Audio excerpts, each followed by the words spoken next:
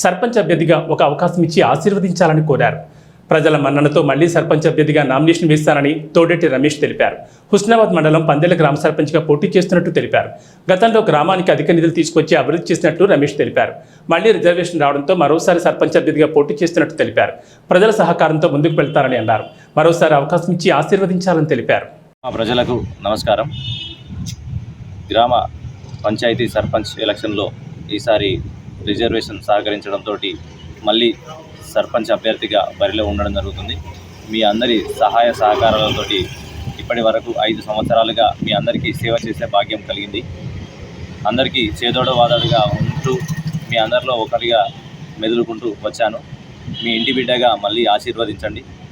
గతంలో 3 కోట్ల రూపాయలతోటి అభివృద్ధి చేసిన పనులు మీ కళ్ళ ముందే ఉన్నాయి. ప్రతిదీ కూడా అన్ని రంగాలలో పందిళ్ళ గ్రామ పంచాయతీ నెంబర్ 1గా ఉంది. చేసిన దానికి ప్రతిఫలంగా ఎన్నో అవార్డులు కూడా లభించడం జరిగింది. ఉత్తమ గ్రామ పంచాయతీగా ఉత్తమ సేవా అవార్డు ఇవన్నీ కూడా దక్కించుకోవడం జరిగింది. ఇవన్నీ కేవలం నా గొప్ప కాదు, మీ అందరి సహాయ సహకారాలతోటి సాధ్యమైంది. ఇప్పుడు కూడా ఈ యువకుణ్ణి గెలిపించి విజయ తీరాలకు తీసుకెళ్లాల్సిందిగా ప్రతి ఒక్కరిని అభ్యర్థిస్తున్నాను.